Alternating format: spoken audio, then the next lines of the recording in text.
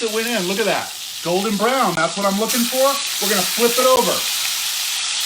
Golden brown.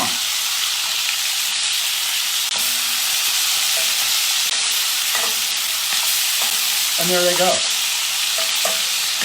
Flipping them around.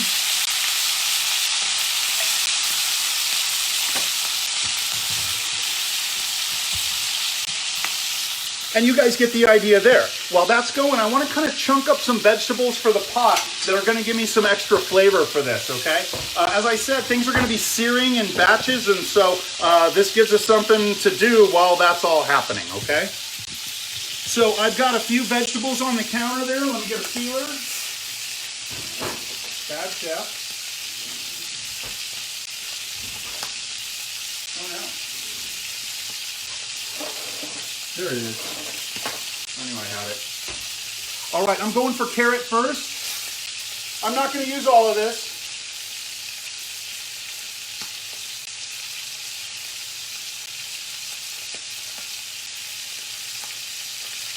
And this is less traditional in this dish, but I'm going to throw a parsnip in the mix. Just a piece of it, just like a bay leaf. I'm going to pull it out later, okay? So I'm going to get a little parsnip going here. I'm only going to peel half of this guy. That parsnip just adds a nice background flavor. So I left half of it unpeeled because I'm not going to use it all. That celery is pretty much ready to go. And then I'm going to have an onion as well. I'm going to be working garlic in too. Let me check out this chicken. Yeah, side 2 is seared. So I'm going to go ahead and move some of those guys out. Get my next batch going. We're searing, guys. We got some color. You get a little more color on that one wing. Those thighs are nice. They're looking good. Beautiful color. And I'm going with my next batch of chicken, okay? We got to do them in batches.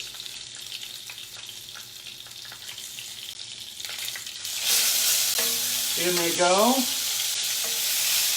Again, we don't want to crowd the pan. I'm pulling out that last wing. Oh yeah, it'll get smoky in your kitchen. And then here is that final breast, getting that last little bit of liquid off there.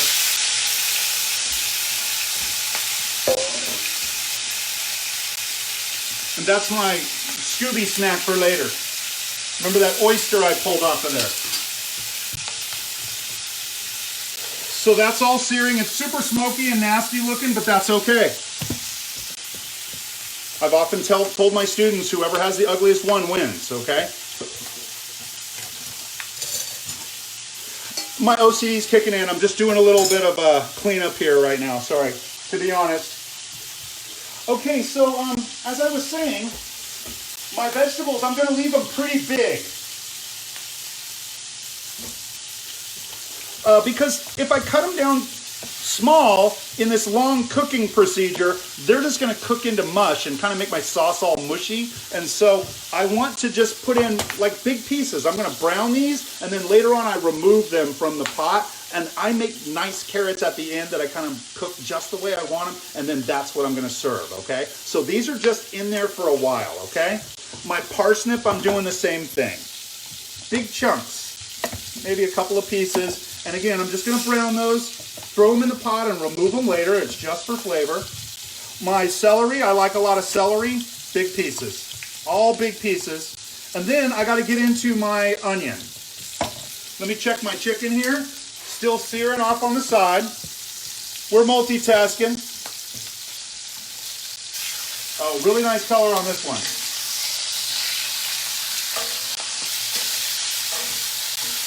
This is looking deadly, guys. Yeah.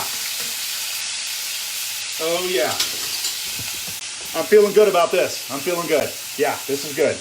Okay, let me clean up a little onion here. The onion, I'm going to do the same thing, big pieces. I just want them to brown and kind of hold together, so I'm leaving the onion root intact there. And what I'll do is probably just put a few onion wedges in the pot. Later on, we're going to have pearl onions with our chicken. You know, I keep saying chicken, I mean rooster, though. This is a boy, okay? He's probably very upset that I'm calling him a chicken all day. So I've got a half an onion cleaned. I'm not going to need that other half for this pot. I've got that root end intact, and I'm just going to cut a couple wedges, and those are going to brown off and then add flavor to the pot. Maybe I'll throw 3 of them in there. So big pieces, you can see it all there, okay? Let me check out this bird a little more. Maybe a little additional searing. Sometimes the legs are kind of hard to get to the nooks and crannies. Yeah, we're looking pretty good. Lots of color. Oh, sorry guys. Let me show you the bird. Okay. So lots of color. Look at that breast, okay? The red wine in there kind of darkens it up even more because there's a little bit of sugar in there. Now I've turned down my heat for now just because it's getting away from me. And I'm going to start browning off these vegetables, okay? So they're going right into that smoking hot pan. You can see my pan's really hot. There it is. And these are going to lay on in there and try and cool that down a little bit. And they're going to pick up some color. I want to brown them. The more browning I get, the better this dish is going to be.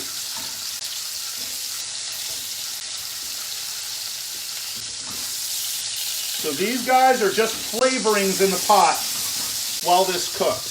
As I brown them, just like any other time I'm trying to develop color, I want to lay them in there and I want to step away, okay? I need them to be able to kind of get color on one side, and then I turn them a little bit, get more color. You got to step away every time, okay? Otherwise, you're just never going to get color on these things. And I see it over and over again. Students that just want to stir that pot, it's really hard. You got to learn to step away. I've got a few little things I can throw in my stock pot. I'm going to clean up a little bit, and then I'm going to do some garlic. Move a few things out of the way. That can get out of the way. I don't know if I need that. I think we're good. So this cook on, it can be kind of a long process, all of the searing and browning. Again, but the more you could do with it, the better this is going to be at the end. It's going to be the bomb. Another thing I want to brown up, I'll bring them into the table, is I had a few mushroom stems, and this is a classic mushroom, bacon, and onion dish, okay? So those mushroom stems, I'm going to throw those in the pot and brown them up and get that seared mushroom flavor in there, and then I'm going to strain all of these big veggies out and just have that sauce all nice and clean, and then I'm going to put in beautiful mushrooms later. That'll be part 2 of the class today. We're about 1 hour in, and we don't even have this chicken in the pot yet, right? A lot of stuff to talk about. So I'm cranking it up. I'm starting to get a little color on some of those veggies. That parsnip's got a little bit coming along. Really not much is happening there. I just kicked up the heat a little bit more, okay? So let me get some garlic going. You guys remember garlic. You've seen me do that a couple of times before. I'm going to do sliced garlic for this dish because it's a peasant dish. Rustic, right? And so I like seeing those slices. In this opening phase here, though, it really doesn't matter what they look like. But I'm going to be doing sliced garlic tonight, so I thought I would slice it today. Now, I don't want to really brown this garlic, though. You guys know burnt garlic does not taste good. Any really little pieces of garlic I throw in my stock pot. It's like almost not even enough to clean.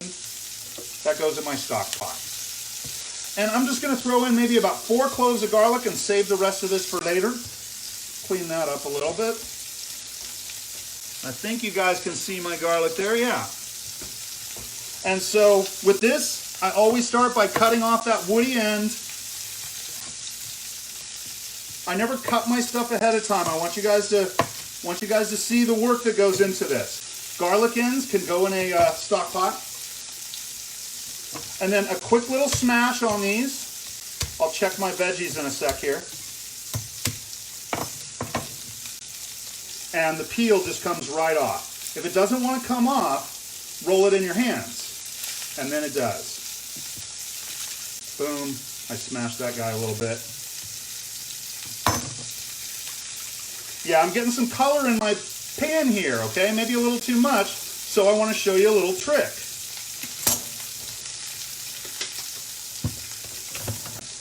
So let me see.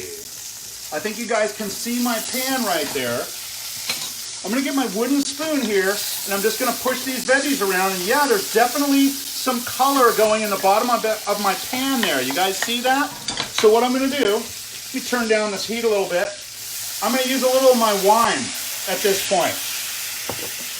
I'm going to use my wooden spoon. I'm going to get in there and scrape and clean up the bottom. Can you guys see? Well, you probably can't see the difference now. But I just cleaned up the bottom. I used a tiny splash of wine, and that wine will be evaporating away very shortly.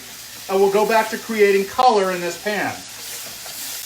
I want to get these vegetables golden brown, but I don't want to blacken things.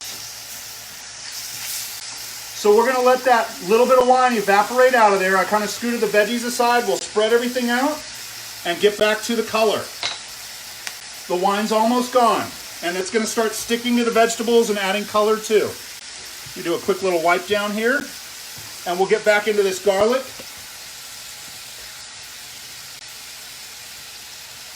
I'm just going to show you the slice, and I'll do some more tonight. I think you guys can see that. I've got my knife by the blade, right? I hold by the blade and a very tiny little claw with my left hand, right? My fingertips are curled under, and I keep my elbow out at my side. I don't know if you guys can see that, but it's way out at my side, sticking straight out. Don't keep your elbow next to your body when you're doing this. It feels weird, I know. But if you start getting your body your elbow next to your body, your hand turns and you're gonna cut yourself. We want that knife parallel to our fingers. That's a lot of garlic. My wine is basically gone. My veggies are back to getting some color in them. I'll spread them out here. There's my garlic. I think I've chopped everything I kind of need to chop. I got a few little things to put together.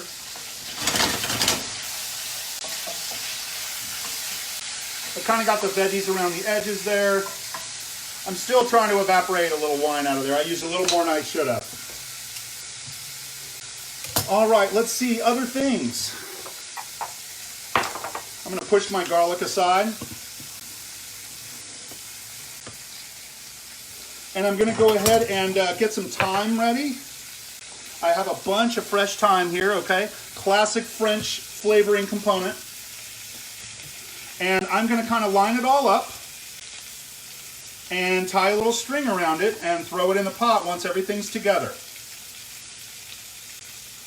We're getting there. We're getting pretty close, guys.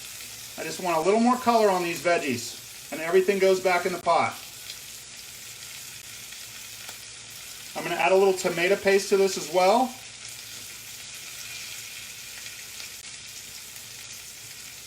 Okay, so there's some thyme, and that's going to drop leaves in there. Those little leaves look kind of cool. Probably be straining this end out though. I'm going to throw them in there. That's flavor.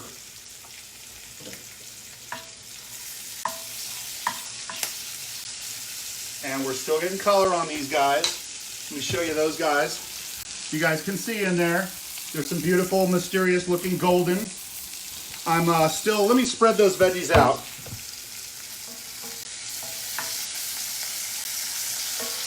Yeah, we'll give them a little stir. I'm scraping the pan a little. I don't really want too much buildup on the bottom. So every once in a while I push things off to the side and kind of work in one little area to clean it up. And then I push the veggies off to another side. It's getting a little dark in the bottom. I'm going to do another teeny tiny little splash of this. That was more like it. Just a tiny little splash. Get your spoon in there, clean it up. And I just made it darker in there. I'm going to push my veggies over there. Oh no, chef, it looks dark over here now, okay? So now I'm going to deglaze there. I'm working my way around the pan. Tiny splashes.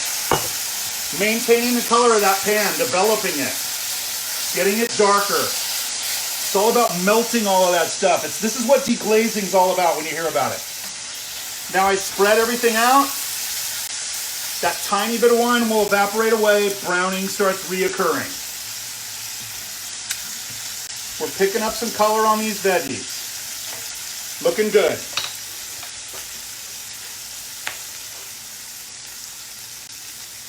This is barely going to fit in this little pot. But good thing I got a small rooster.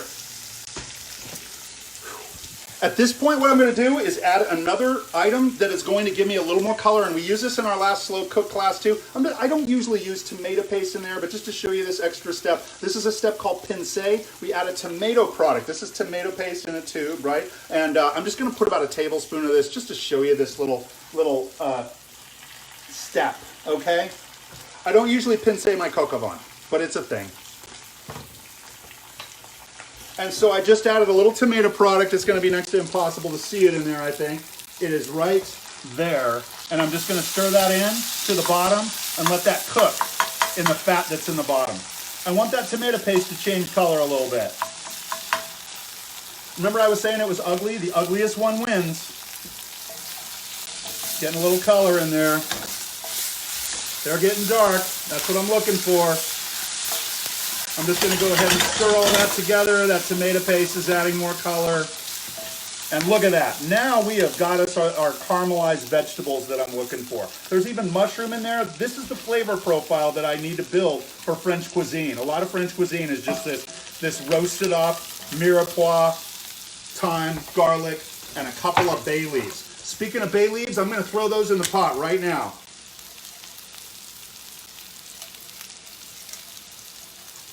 I think I want to throw one more step at you guys just to kind of show you something about cooking, okay?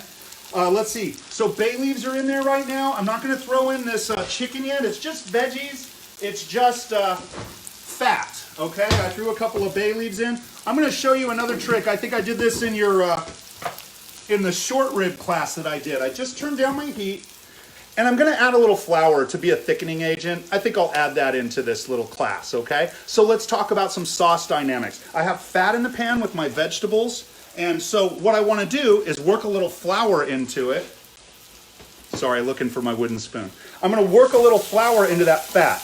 Now I just threw some tomato paste in there. It's a little wet, but it's probably been in there long enough to cook the moisture away. And these vegetables have cooked most of their exterior moisture away.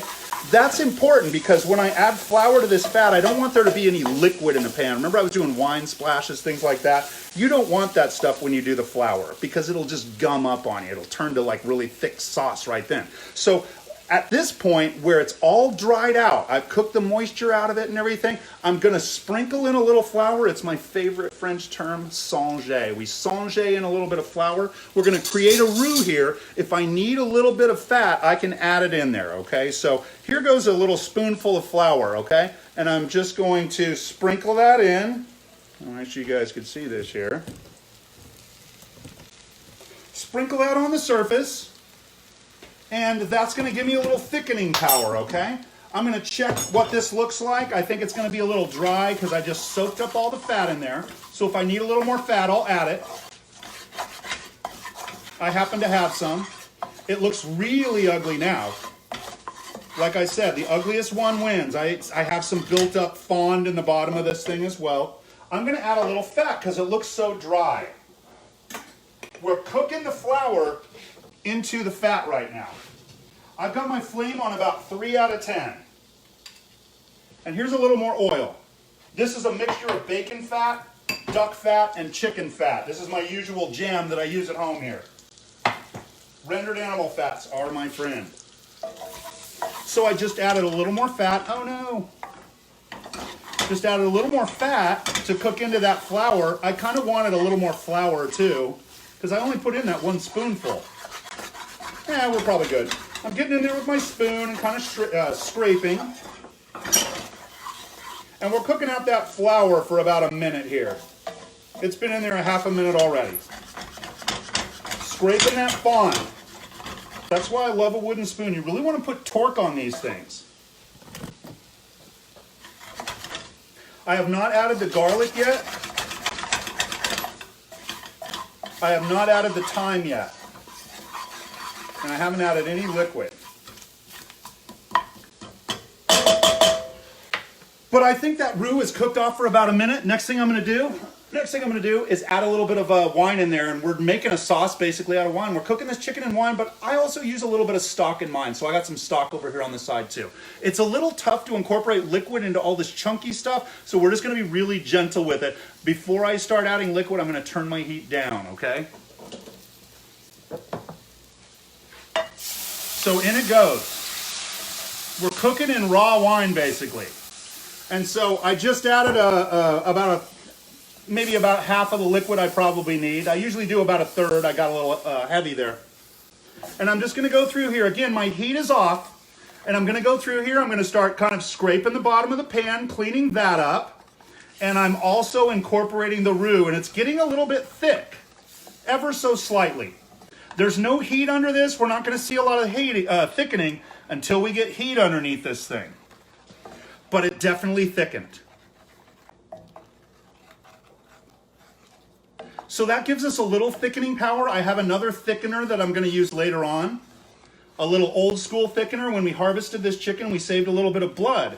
And you can use blood as a thickener in the kitchen as well. It sounds weird to be eating blood and using blood, but you think back in the old days when people were starving, to me, it's more of a sin to get rid of that blood because people could be using that for sustenance, right? There are people in this world that eat blood as food, right? German blood sausage, the Maasai tribe in Africa, they eat a combination of milk and blood in their traditional diet, and they're one of the healthiest groups of people on the planet, right? So nothing wrong with using that. Blood is food. It sounds a little weird, but it seems a little weird for me, to me, that if people are starving, that we're actually we are not utilizing a food product, right? We're getting rid of it. It just seems crazy to me, okay? So look how that thickened up, right? That flour in there, it looks like sauce now, okay? I don't like to go straight wine in here, so I'm gonna add a little broth into mine this time. I got a little stock here. So this next addition is stock. I still don't really even have a flame on underneath here, guys. Let's go a little more. I'm usually going about half stock, half wine in mine. And now I think I can go ahead and get the flame on now that it's kind of smoothed out. And now that the flame's on, we're really going to see that thing start thickening up. Remember, I didn't have my flame on at all a minute ago. So we're coming up. As this is coming up, I don't want the roux to settle down in the bottom here. So every once in a while, I go in there and just make sure nothing's sticking on the bottom. Do you guys see that? And then I leave it alone, let it get a little warm. La la la. I wait about 30 seconds maybe. I can do other things and then give it another stir. And that's what I'm going to do. While that's coming up, I want to start cleaning up around here. And we are going to start really assembling this.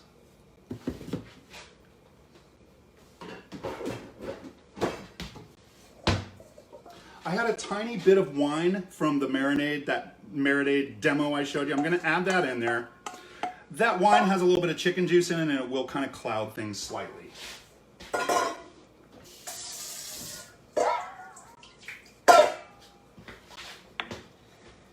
And so now we're starting to see the heat. We're seeing more steam rise. This is going to start thickening up.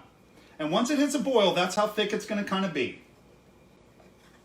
All of those veggies, the browning on the veggies is kind of washed off into the sauce now. It looks like sauce. This is going to taste like raw wine right now. This needs to simmer for hours before it tastes good. So I don't really want to taste this right now. I should say that when we're braising, we want to work some salt into the braise itself so the meat gets seasoned through and through. Once I have this all together, I can add my thyme in there. So there's my bouquet garni of just straight thyme. I've got bay leaves in there already. And then I'm also going to just throw that garlic in as well. I just threw it in. And to be honest, guys, most of the time I just smash my garlic clove and throw it in there for something like this. But I wanted to do a little knife work with you. Okay, here we go. It's looking like sauce, guys, and it's looking dark and mysterious. We created that color. It isn't just from the red wine. It's from all of that browning that we did, all the searing. There's even more color on this chicken when it goes in there because we seared that. All of that is going to add to the distinctive character of this pot. I'm so stoked. I've got that mule foot fat in there. I've got this rooster freshly harvested 2 days ago. It's all going into the pot right now. We are almost there, guys, with part one. So in I go with my parts. Now, if these guys don't all fit, I might just up my pot size here a little bit. And just before I go, it's looking like it's getting a little thick over here, right? I think I'll just add a little more broth in. Whenever I see my sauce getting a little thicker than I like, I just thin it out. So why wait? Let me get that stirred in a little bit. And then I'm going to keep adding things. And I want the items to be about halfway down in there. And every once in a while, I think I'm just big enough in this pot, every once in a while I'm going to come in and turn the pieces. This is going to cook covered at a simmer. I want to go low and slow. I don't want this boiling. In fact, I never want to boil meat, guys. It's always a simmer. I always get to the boil. You can see I'm at the boil right now. I want the whole pot to be at a boil here. I'm at the boil right now, but I always go back to the simmer. So there it all is. To be honest, guys, I'm going to put this in a bigger pot once this class is over. I should have gone with a bigger one. I just like this one because it's shallow, and I feel like you guys can see in there a little better, but it's just a little bigger than I like, okay? This sauce is still, it's getting a little thick. You can see that bloop bloop in there. I'm going to add a little more liquid. I'm just going to go all of it. Boom. Again, that's just a chicken stock that I had around the house that I totally made. And then I'm going to get it down to a simmer. I just added that broth in there. Let me get it up again. Wooden spoon, sorry. Yeah, everybody's in enough liquid. Again, if your meat is sticking out of the liquid, you want to kind of give it a turn every 15 or 20 minutes. That's how pot roast works. I'll flip my pot roast like every 20 minutes. But that's all good. That's all going to kind of cruise together. And how long does it go? Well, that's always the question, right? What we're looking for is a simmer, like a bloop, bloop, bloop. And the desired result of this is the meat is just falling off the bone, okay? Now, as this goes, the breast is gonna cook a little faster than the legs. So what I'll probably do is, before we sign off today, the last thing I'm gonna do is I'm gonna pull that breast meat out and then return it to the pot in the last like 10 minutes of cooking, okay? Breast meat doesn't need that long stewing process. These are pretty tough breasts though, okay? So I am stewing them longer than I would normally do. When I'm doing a Foster Farms chicken, I sear off that breast meat and then all I do is throw it in 10 minutes before the end of the process and it's done, right? It doesn't need a lot of cooking time just because it's so tender and everything. But this dude is one tough stringy bird. I'm experimenting with this bird. I've never had such a tough rooster. So we are gonna check it out. Let's take another look in the pot. I threw a lid on and I wanna simmer with the lid on.